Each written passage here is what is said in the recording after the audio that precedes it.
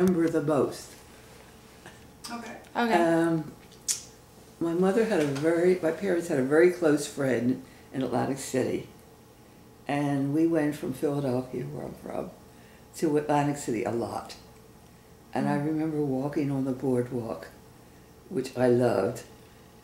And I loved, as I got older, to walk on the boardwalk, except now it's all casinos.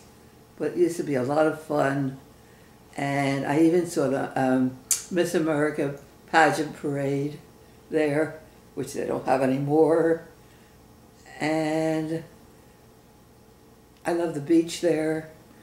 I really enjoyed going to Atlantic City. And I went for many years later because I had an aunt down there. And I always visit her as my cousin who was my age. And fond memories of Atlantic City. Okay. Where did you grow up? What was it like living there? Well, I grew up in Philadelphia, and for the first 17 years, I lived in a row house, and there were porches, and there were railings, and on a rainy day, if you wanted to see somebody up there, you just climbed over the railing, which was a lot of fun. And I remember sitting on a step playing Monopoly. The game Monopoly had just come out, and I used to play with a friend. And a city is a good place to grow up. I think better than a suburb, because you had more independence. I took the subway downtown. I walked all over. We had streetcars, subways, trolleys, buses. My family didn't have a car. We didn't need one. Everything was very accessible. Could walk to any place. I walked to my friends. I didn't have to say, "Ma, can you take me to a friend?" I didn't have to have play dates. And I think I walked to the library. I had access to everything. And later on in my life, I lived in Manhattan. And I remember what it was like to walk all over again. It's another whole world to do this. And I think the younger generation now, they lose their independence. And when they get a car, it's like a breakaway. But I don't think I didn't break away suddenly. I mean, I could always do what I wanted, within reason. So it's an entirely different feeling. Okay. Have you ever met anyone famous or interesting? Or what? Or interesting? Well, as a matter of fact, yes, sort of. My husband had worked on the first computer at Harvard. So through him, a lot of people don't know the people that I met because they were involved with computers, but they were famous. And I don't want to bring up names at this point. But I did meet Tiny Tim. I didn't meet Tiny Tim, but I heard him in a small, a gathering in New York City. He was a featured entertainer at an event, and I wasn't going to be too happy about it, but he was very, very good. I was very surprised, very different than he is on television. Okay. Were you involved in any wars, or was anyone you loved involved in any wars? Well, my brothers, my husband. I met him after the war, but my both brothers were guys that I dated. It was there. Fortunately, everybody came back that I know, so I'm very lucky. But it was, it was a real thing. Black curtains, air raid sirens going off. Fortunately, they were early tests, you know. I was a hostess at a Y in Philadelphia, USO. It wasn't USO. I don't know if it was USO, with the YMHA in Philadelphia, and I was a hostess there, and I met some very nice guys, very interesting, from Holland, from Mississippi, other places. It was very nice. It was interesting. What division of the military was your husband in? Pardon? What division of the military was your husband in? And he was computers. Was he in the Navy or? He was in the Army. In the Army. But he never saw active service. He was. And were your brothers also in the Army? Yeah, they were in the Army. One was unlimited service because he couldn't see. And he was behind the lines, I guess behind the Battle of the Bulge. And they were shooting at him. So he says, I want a gun. Because if you're in limited service, you didn't have a gun. And he says, I want a gun. It was scary, you know. Not hearing from him. I had a cousin who was in the Pacific.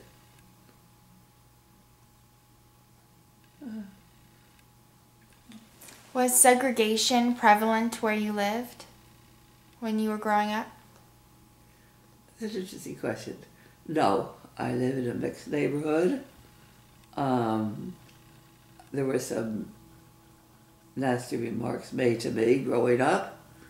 Gonna get you, girl, kind of thing. But it really wasn't. I went to a mixed school. I mean, everybody did in Philadelphia practically. As a matter of fact, later on, when my children, we were in New Jersey for a while, and it was I drove to the next town, which was Merchantville. When we first moved in, I'm exploring around the area, and there was a school with, I guess in those days it was Negro, but Afro-Americans in the yard. I don't pay too much attention. Our school, where my kids went, were lily white. So I get a phone call sometime later, and it was one of my daughter's friend's mother, and she says, what do you think of the school, those Negro, I don't know what she called them, black or Negro children in the school now? I said, oh, I didn't know about it. I said, well, what do you mean, what do I think about it? I don't like paying taxes for a school for 87 children. I said, and besides, you went to a desegregated school growing up. Well, that ended that conversation. And the parents were all lovely people. And my daughter never even told me there were children of a different color in the classroom. She just accepted it. And, and when I heard about, Governor Wallace and all of that, I said, what is this? Why aren't we educating everybody? I get very angry. One funny story. My daughter was, about 3, and she became an English major later on.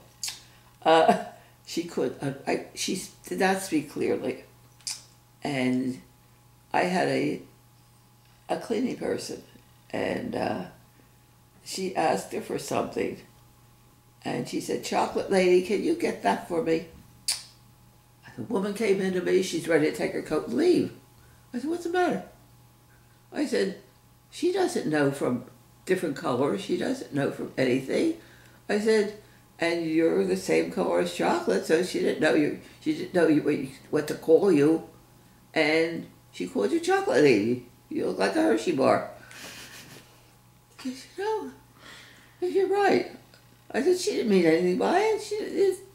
She's a kid. And she stayed with me for a long time. But how things are, if people don't question me, don't question why something, so I don't think I don't know if she spoke to her again afterwards. And I happen to be Jewish, so my daughter's out playing with friends, but they could go out in the street and play safely those days on the sidewalk. And there was always a mother outside or something. And she comes home, and she's always playing with George. George. It was George. I don't know. Couldn't think of any of the kids' name. George. I said, who's George? Finally I said, who's his mother? And she told me. And it dawned on me. I said, Jewish? Yes, George. I said, well, you're Jewish? She said, no, I'm Barbara. I hadn't given her any thing of religion at that point. And I'm trying to explain to her. I think I got it across at one point. But it was funny, yeah. She thought, the little boy, they were rather religious, and he said, I'm Jewish. So she thought that was his name. So, people, I don't know, I accept people for what they are, and that's it. And my children do too. Both my daughters. I have 2 daughters, by the way. Okay. I hope you edited this. I'll put it together. Thank you. Okay. Tell your favorite story about your spouse. Oh God, that requires some thinking. Oh God, think about that. Can I think a minute? Mm-hmm. A lot of them.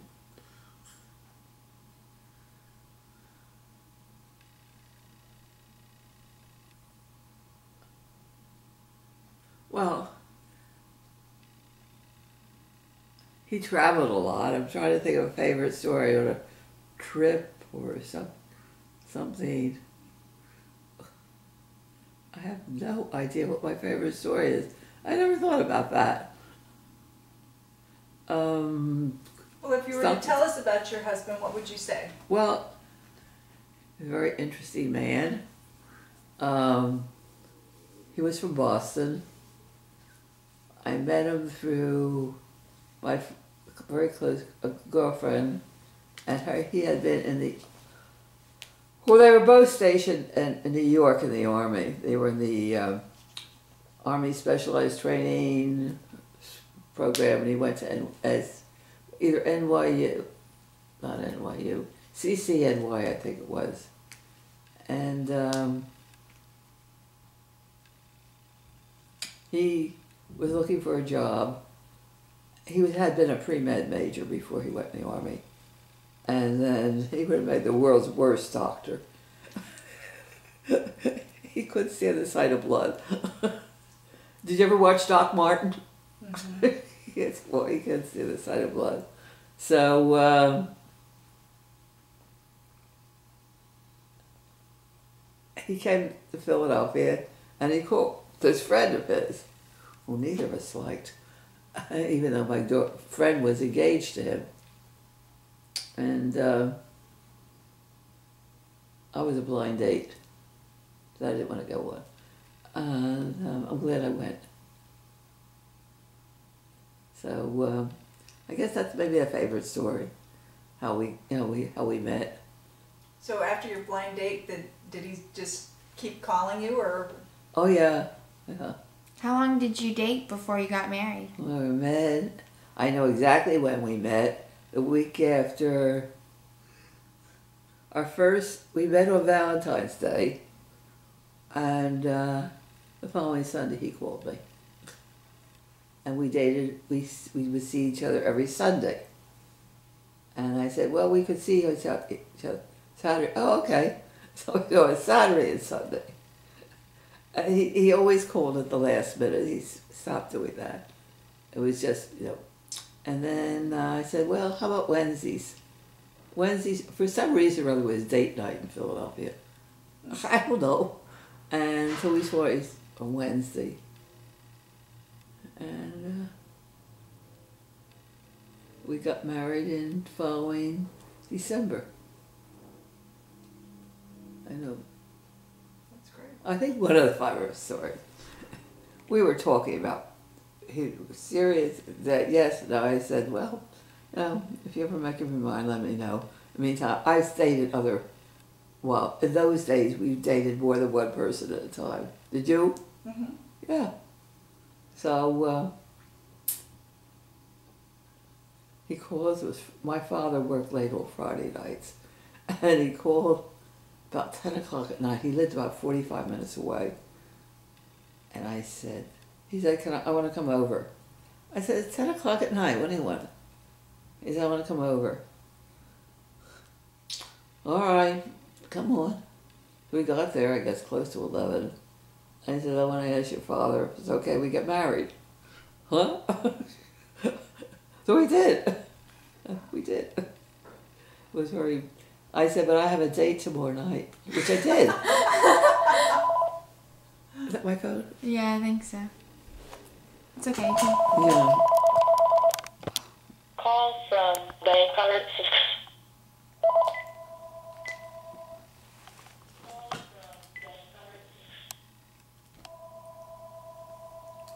Do you want to take it?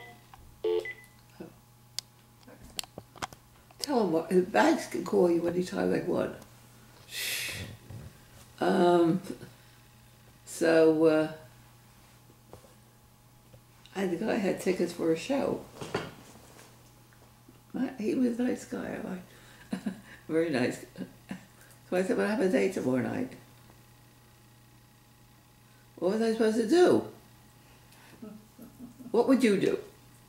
I have no idea. I would cancel the date. Is You that would what you cancel did? the date? Yeah. He had tickets for a show, a Broadway show. Was Philadelphia used to have shows of before they went to New York. So it was going to be on Broadway. It was a very famous show, which I was dying to see. So what would you do? No, he had tickets for a show, which he spent, in those days, he must have spent like $10, $15, which was a lot of money. What did you do? I went to the show. And he said, go, you know. So he gave me his fraternity pin. And I put it on the dress I was wearing. And we were with another couple. And the gal said, what's that pin? I said, oh, it's for my brother. I said, I had a little tiny hole in the dress, so I put it on to cover it up. So at the end of the evening, I told him, and he said, I thought something was different with you.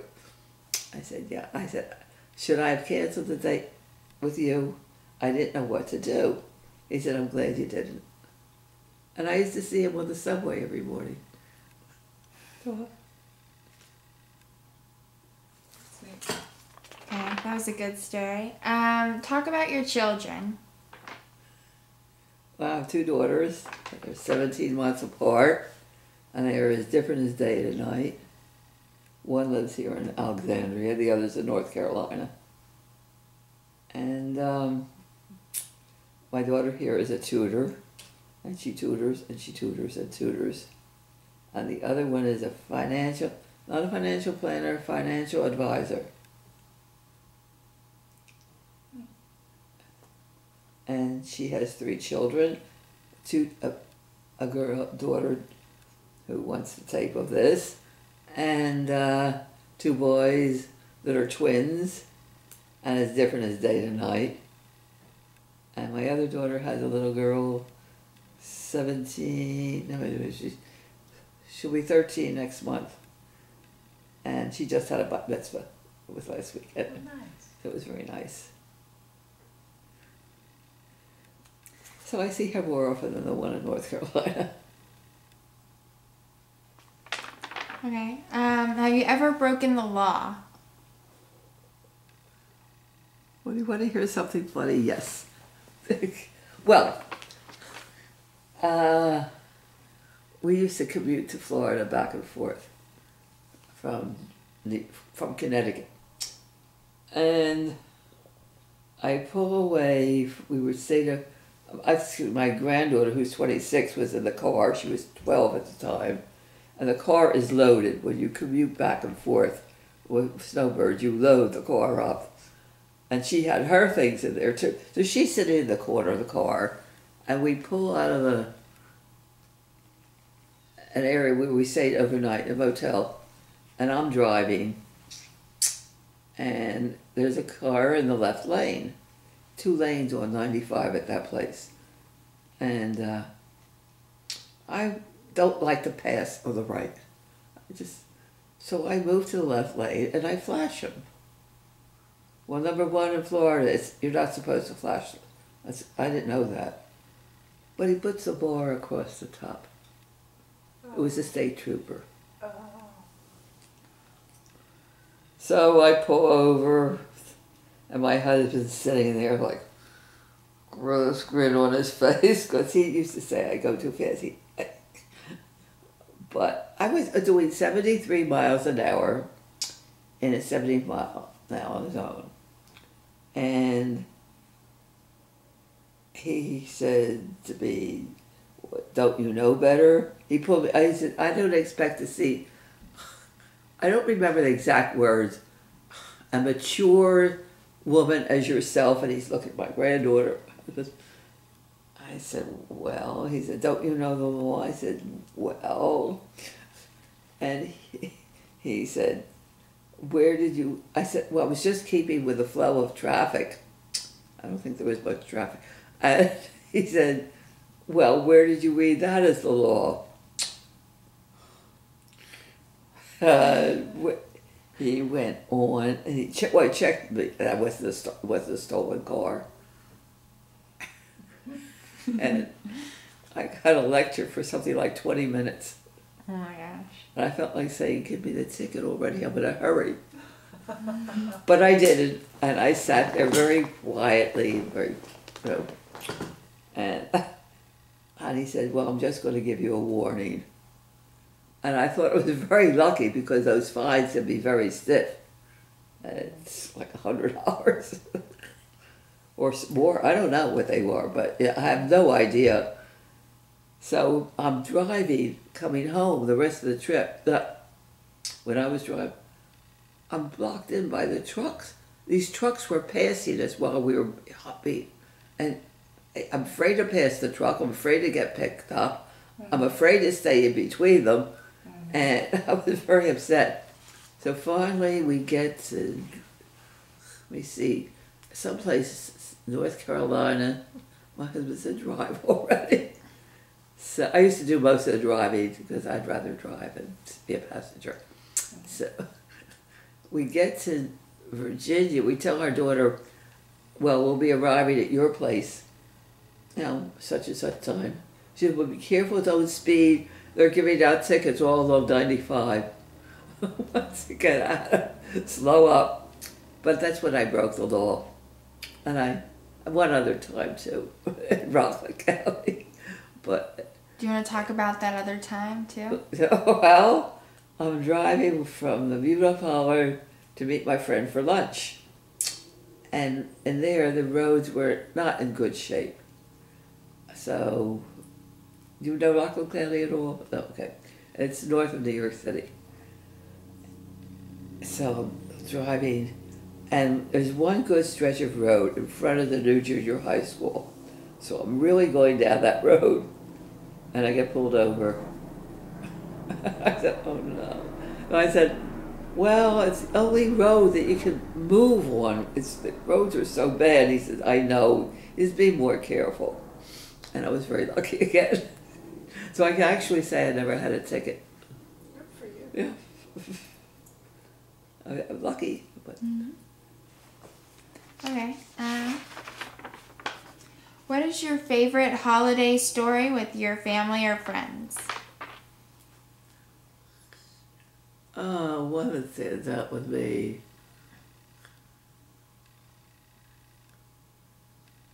I don't know. I guess it was a Thanksgiving. This is what I don't know why I remember this one.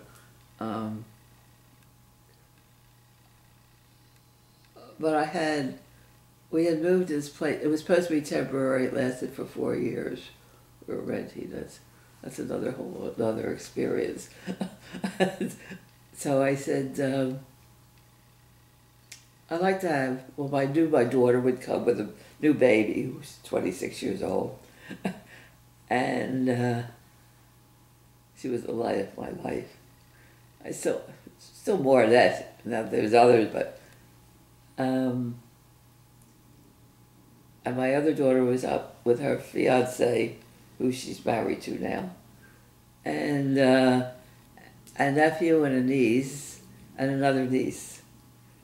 And it was all crowded and it was a very small space. But it was nice having everybody. Because growing up, my mother always had everybody for every holiday. Everybody came to my mother's. We never went any place. They all came to my mother's. So I liked that. That was very nice. Okay. What other interesting stories do you have? All right, I follow that. Was the thing.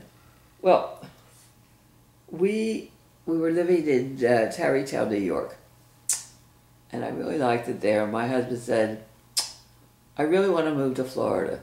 Well, I never liked Florida, really. I liked it for 4 months. It was fine. Beyond that, 4.5, too much. So I said, oh, I don't want to. Yeah, we should do that. We had gone down. No, that was the only year we really went. We had gone visiting down there, that was it. So I said, he decided, well, we're going to go. So we're going to go down. And we had bought the place the previous year. And that was it. We bought the place the previous, this was, I don't remember. I guess it was the same season. The season before, I don't really remember. Anyway, we bought this place. We looked at every place. He kept saying, we don't have to move if you don't find a place. We should buy this place. I found fault with every place. This was the lesser of the evils, I guess. And my brother was living down there at the time. And they were you really bought it? They never thought we would buy a place. So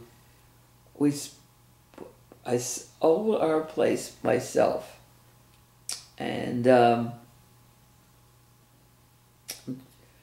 trying to think of the sequence because this is important. I sold I sold it. I sold it, but the person couldn't move in. I sold my fur coat, I remember. I sold some furniture. I engaged the mover. Oh, but the woman who wanted it said she couldn't move in because she had to sell another place.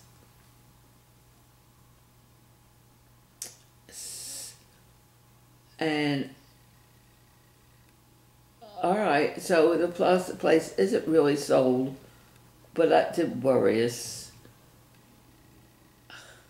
And we get a call the last minute we said when you buy a house, you give a couple $100 as a binder, and then we sent the sincere money, a check down for the sincere money, but they never cashed it. We don't know why, but we're not going to argue the point.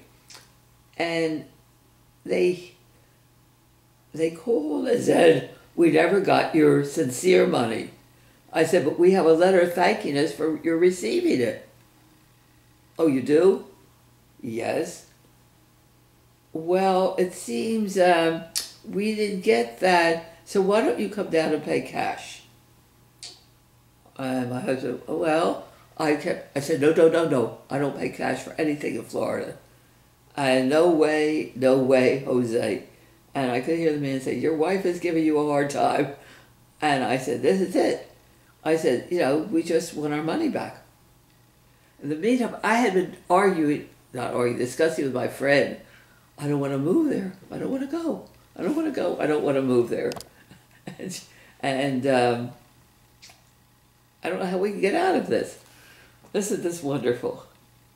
Now we have sold the place. That's right. She had come back. She had wanted to buy it the first time. She saw it, but she couldn't because she hadn't sold her. She had come back and said, I sold my place. So she had come back. And I said, well, I want my full asking price, but that's another whole story because she was going to buy another one, which she was going to pay my price for. So if she could pay it there, she could pay it to me. Anyway, she comes back and she's buying the place and we're setting a move-in date. And now we don't have a place to go to. So and then my daughter tells me she's pregnant with my first. I said, I don't want, I'm not going. I said, this is what I wanted to be a grandmother, and I have to be here for her and everything else. And he said, don't worry, we'll rent a place. And we knew about this development north in a place called Somers, New York, that was a huge complex. And that's the one we stayed at for 4 years. So we rented a place there for 4 years. And I called the mover. I said, we're moving. I'm engaging you. I don't know when and I don't know where, but it's a place local. And we quick found a place to move to. And we stayed up north for another 10 years, 14 years. What did you and your husband do as careers? Pardon? What did you have? I was an office worker, and then when my husband started his business, I managed the office. And I also had a real estate license when I lived in New Jersey. And I did a few other things. There was something called professional organizers. Ever hear of them? I was just starting out there, and I did that for a while. What was your husband's business? Computers. Oh, okay. That's Yeah, computer consultant. He did the election forecasting where they would predict the president. Mm-hmm. That was his baby. Oh, wow. That was It was exciting for him. He was never home. It was a very big project. Had a very big budget for it. Mm-hmm. Then they weren't allowed to do predictions. They could do forecasting. Mm-hmm. And then it died out altogether. The networks, it got too expensive. They were all competing, and they decided to get together and have one group that did the forecasting, and they would all contribute, and they worked together. So that's what happened with that. Wow. Oh, he was on television. He was going to be on television when we were living in New Jersey, and they had mostly black and white television, and you had to buy a blue shirt. So I ran around buying him a blue shirt. Then he wasn't going to be on television. I took back the blue shirt because he wasn't going to wear it. Then he was on television, but he never wore a blue shirt. Oh. He would only wear white shirts in those days. Wow. It was very, he wasn't with IBM, it was very IBM-ish.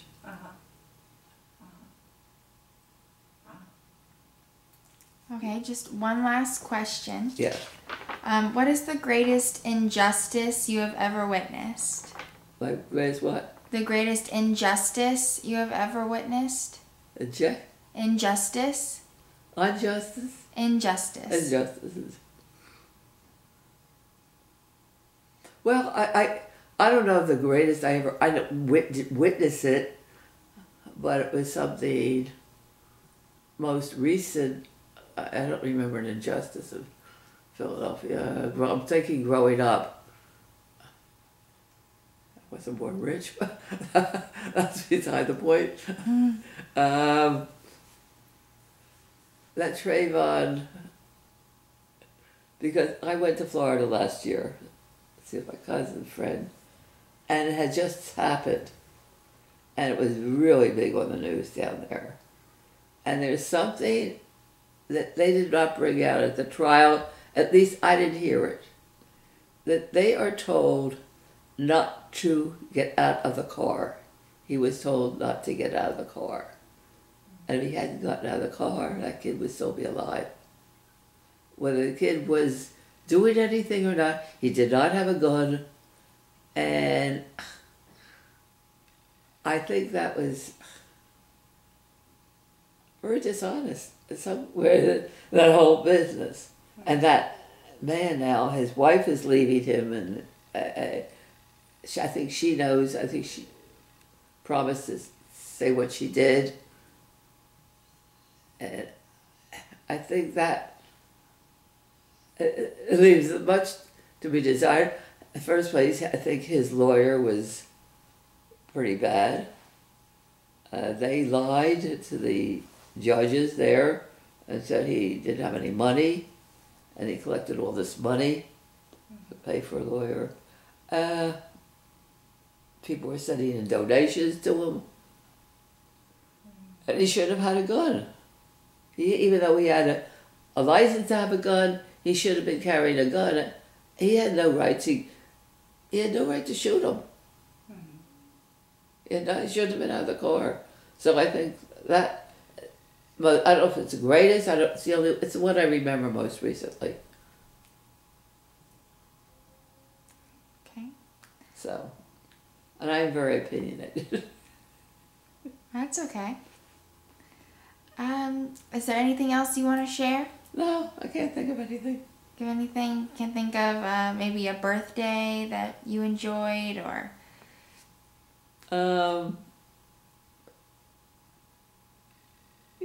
nothing that stands out, you know. Well, my birthday is Thanksgiving, so I always had a turkey for birthday. Mm-hmm. See, that's interesting. Why? I don't know. I mean, my birthday. Well, my kids don't know when my birthday is. Thanksgiving. If Thanksgiving comes on a different day every year. It was, my brother wanted to buy me, when we learned how to ride, horseback ride, after he came out of the Army. And he was buying me a habit. I like those habits.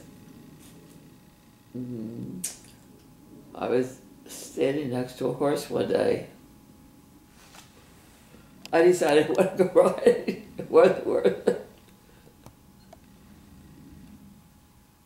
I can't think of anything, you know, pertinent.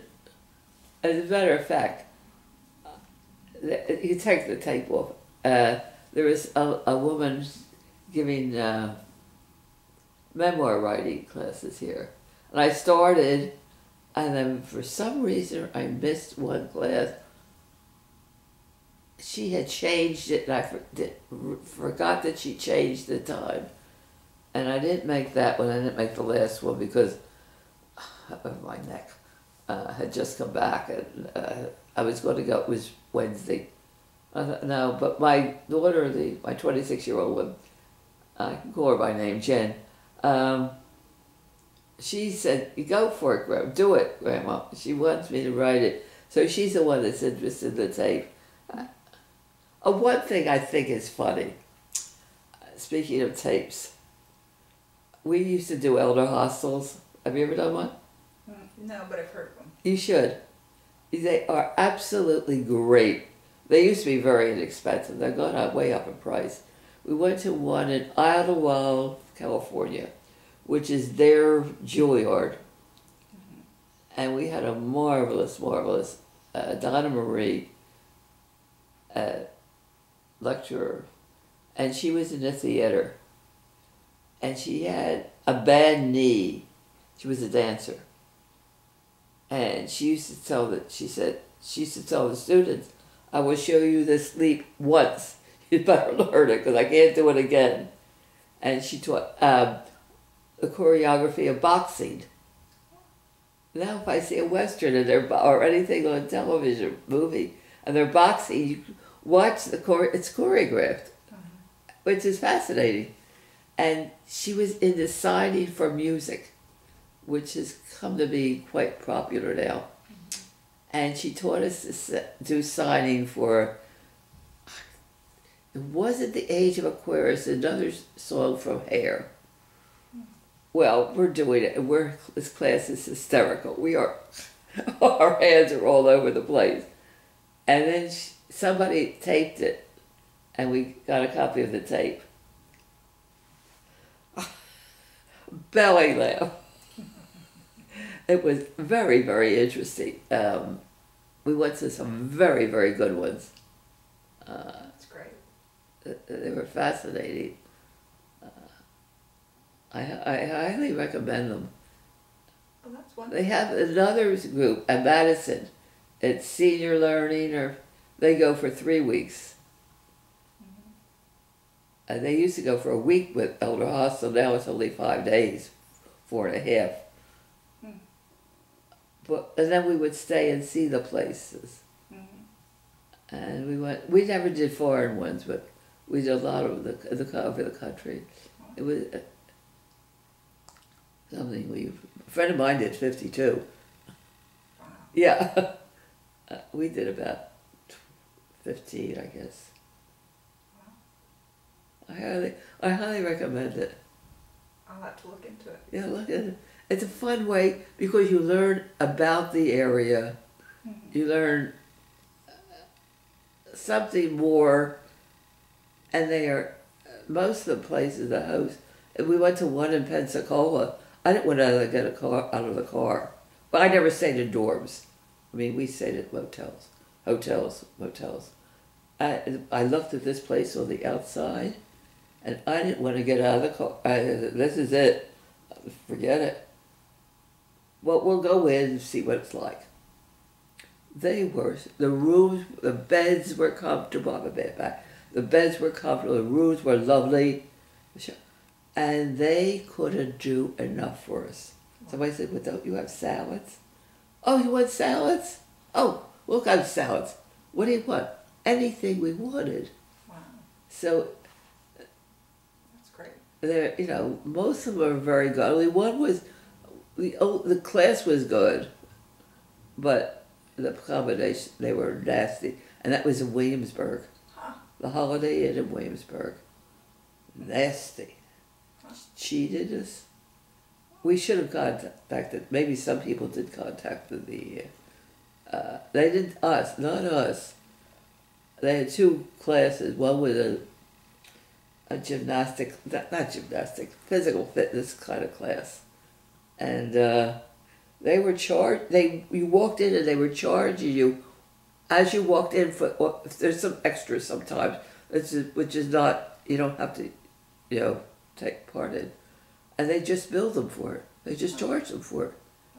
Yeah. And the sandwiches at lunch were a ham sandwich with a lot of fat. By the time you took the fat off, there was nothing there. Huh. Well, don't you have salad? No, we don't have that. No, we don't have that. No. Huh. And the last night of Elder Hostel, they always have a party. Huh. They think, well, you don't really like the party, so we rented some tapes if you want a tape of an old movie. Huh. It was really, they give you a certificate the last night. It's party time, graduation. Uh-huh. Wow. Very cool. Yeah. Very interesting. Well, thank you Thank very you. much.